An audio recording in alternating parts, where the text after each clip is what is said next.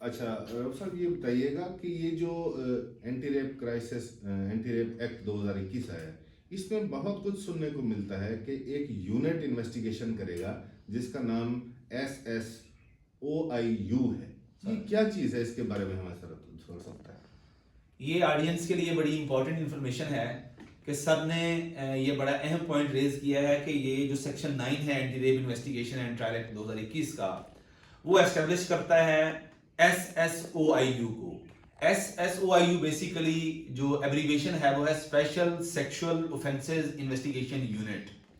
Basically sir یہ جتنے بھی ہمارے اس طرح کے اوفینسز ہیں جس سے کسی کی عفت، عظمت اور چادر چار دیواری کا تقدس پامال ہوتا ہے، جو ایک سوسائٹی کے اندر ایسا میسج کنوے کرتے ہیں کہ لوگوں کے اندر ایک عجیب سا خوف و ہراس سا پھیلتا ہے اور سوسائٹی عدم تحفظ کا شکار ہوتی ہے، ان چیزوں کو مد نظر رکھتے ہوئے اس ایکٹ کے تھرو یہ امپورٹنس گورنمنٹ نے شو کی اور اپنا کنسرن شو کیا کہ اب یہ ایسے نہیں چلے گا. انہوں نے بیسیکلی اب اس یونٹ کو کنسائز کرتے ہوئے 2 یونٹس یعنی 2 شیڈولز میں بنا دیے یہ سارے اوفینسز. کہ یونٹ وہ ہوگا جو تفتیش کرے گا، جس میں ASI سے لے کر ایک DSP تک کو مینڈیٹری کر دیا گیا. آگے میں بتاتا ہوں کہ وہ کس میں ایک ASI ہو سکتا ہے اور کس میں ایک DSP مینڈیٹری ہے 17 گریڈ کا آفیسر. تو ناظرین آپ کے لیے یہ بڑی امپورٹنٹ خبر ہے، بڑی امپورٹنٹ یہ انفارمیشن ہے کہ SSOIU ایبریویشن ہے special sexual offences investigation unit کا. اس میں اوفینسز کو 2 شیڈولز میں تقسیم کیا گیا ہے، شیڈول 1 اور شیڈول 2. اور شیڈول 1 میں جو اوفینسز ہیں ان کی کوانٹم آف پنشمنٹ اور ان کی گریوٹی اور سینسٹیوٹی کم ہے as compare to schedule 2. Schedule 2 کے جو اوفینسز ہیں ان کی گریوٹی بہت زیادہ ہے. اس لیے یہ کہا گیا کہ شیڈول 1 کی اگر تفتیش کرنی ہے کرے گا وہ SSOIU ہی، لیکن اس میں پریفریبلی ایک فیمیل ہوگی اور ایک ASI بھی کر سکتا ہے. پریفریبلی فیمیل کا اس لیے دونوں میں ذکر کر دیا گیا کیونکہ جو وکٹم ہوتی ہے وہ موسٹلی فیمیل ہوتی ہیں، وہ بچے ہوتے ہیں. تو ایک فیمیل اپنے جو تاثرات ہیں وہ ایک فیمیل کے ساتھ بڑا ایزیلی شیئر کر سکتی ہے، جس وجہ سے انہوں نے مینڈیٹ پریفریبلی کر دیا. کیونکہ ہمارے پاس انفراسٹرکچر کے ایشوز ہیں، ابھی ہمارے پاس اتنا لیڈی آفیسرز کا سٹاف نہیں ہے، اسٹرینتھ نہیں ہے کہ ہم اپنے ان کرائم ریشو کی جو رپورٹ ہو رہے ہیں اس کے حساب سے ان کو ڈیوائیڈ کر سکیں. اس لیے انہوں نے مینڈیٹری نہیں کہا. یہ آپ کلیئر ہونا چاہیے. بڑے کویسچن یہ آتے ہیں ہمارے پاس کہ خاتون کا اس SSOIU میں ہونا ضروری ہے یا آپشنل ہے.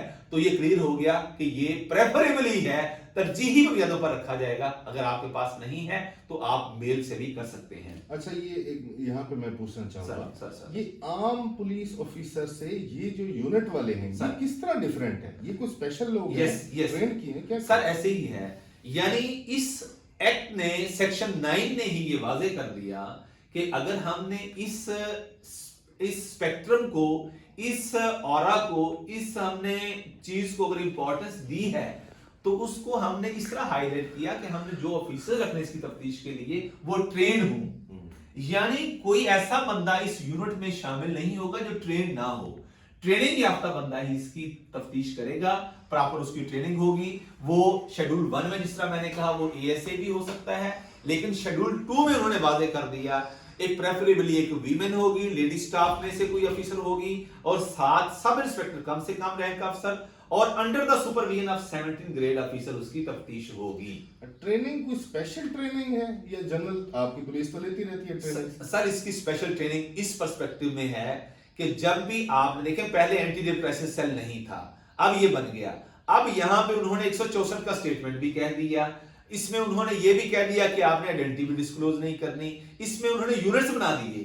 اب یونٹس کی ذمہ داریاں بھی 9 سیکشن میں واضح کر دی گئیں. تو ان ساری چیزوں کو سامنے رکھتے ہوئے ان کا ایک ہم نے ڈسٹرکٹ پولیس باولپور نہیں اور علی صاحب نے بھی ایک ریفریشر کورس کا ایک پراپر اس کا سلیبس بنا دیا ہے جو ہم وقتاً فوقتاً اپنے یوٹیوب چینل پہ آپ کے ساتھ شیئر بھی کرتے رہتے ہیں.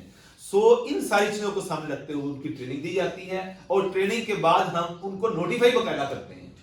سرکل وائز ہم ان آفیسرز کو، لیڈی سٹاف کو ہم نوٹیفائی کر دیتے ہیں اور جب بھی کوئی بھی FIR ہوگی تو ان کی تفتیش وہی ٹرینڈ نوٹیفائیڈ آفیسرز ہی کریں گے.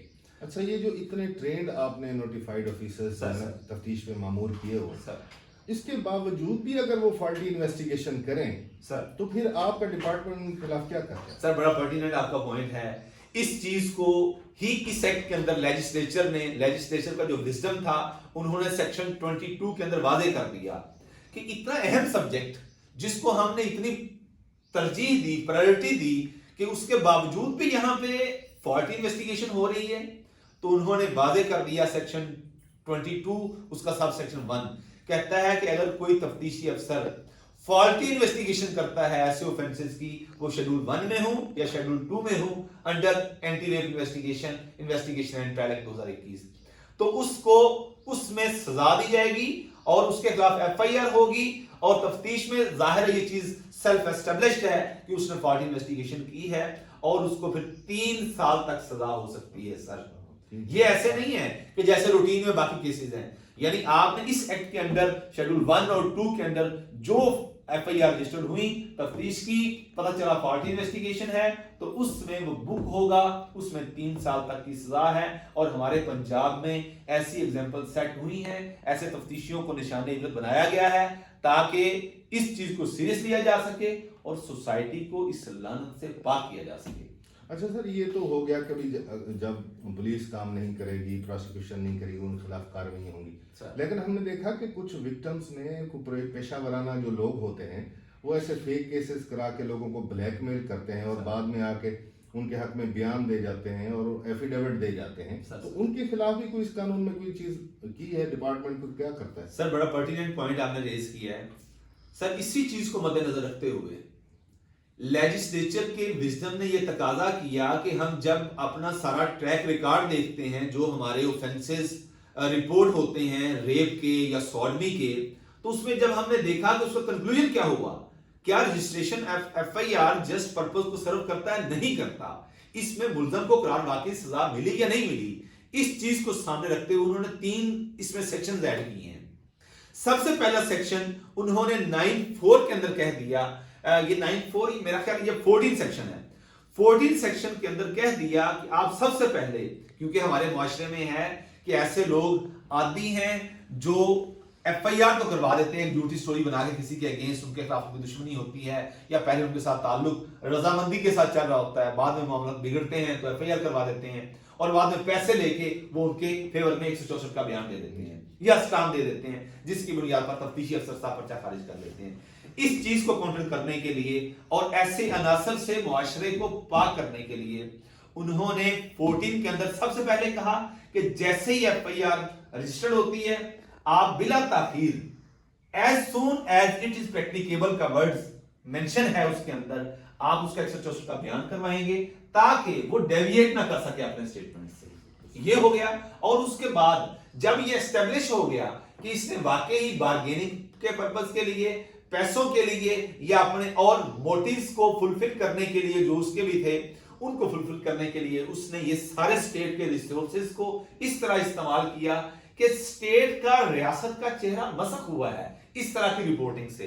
तो उन्होंने वादे कर दिया कि पहले 164 का स्टेटमेंट भी हुआ, इसके बावजूद ये एस्टेब्लिश हो गया कि इसने अपने मेलाफाइड इंटेंशंस और मोटिव्स को पूरा करने के लिए एफआईआर करवाई थी। तो जैसे एक तफ्तीशी को पार्टी इन्वेस्टिगेशन में बुक किया गया, ऐसे ही वही 22 सेक्शन 22(2) ये एस्टेब्लिश करता है कि जिसने फॉल्स इंफॉर्मेशन दी थी और स्टेट के रिसोर्सेज का ज़िया किया, उसके खिलाफ भी एफआईआर होगी। और पंजाब में हुई है ये एफआईआर, ये तहरीक शुरू हो चुकी है। अब ये कंपनी ऐसे नहीं चलेगी और वाज़ेह रहे कि उसमें भी 3 साल तक की सजा रखी हुई है। हाँ जी सर, ये है। तो मेरा ख्याल है कि ये बहुत जबरदस्त लेजिस्लेचर है और इससे कहते हैं कि जो डेवलपमेंट और इंप्रूवमेंट और बेटरमेंट का जो प्रोसेस होता है वो एक एवोल्यूशनरी प्रोसेस होता है, वो रेवोल्यूशनरी नहीं होता।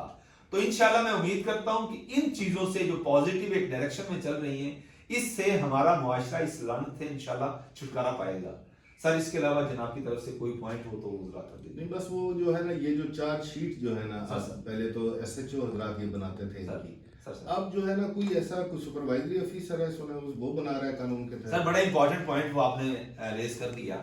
ये अहम चीज है कि जो अब शेड्यूल 2 के ऑफेंसेस की तफ्तीश होगी, जिस तरह मैंने पहले अर्ज की, आप सबके लिए बड़ी इंपॉर्टेंट चीज है کہ اب ہمیشہ جو تفتیش کنکلوڈ ہوتی ہے 173 کی رپورٹ جنریٹ ہوتی تھی اس میں پہلے ایس ایچ او بناتا تھا. جی جی جو 173 کی رپورٹ بنتی تھی ایس ایچ او کی طرف سے بنتی تھی.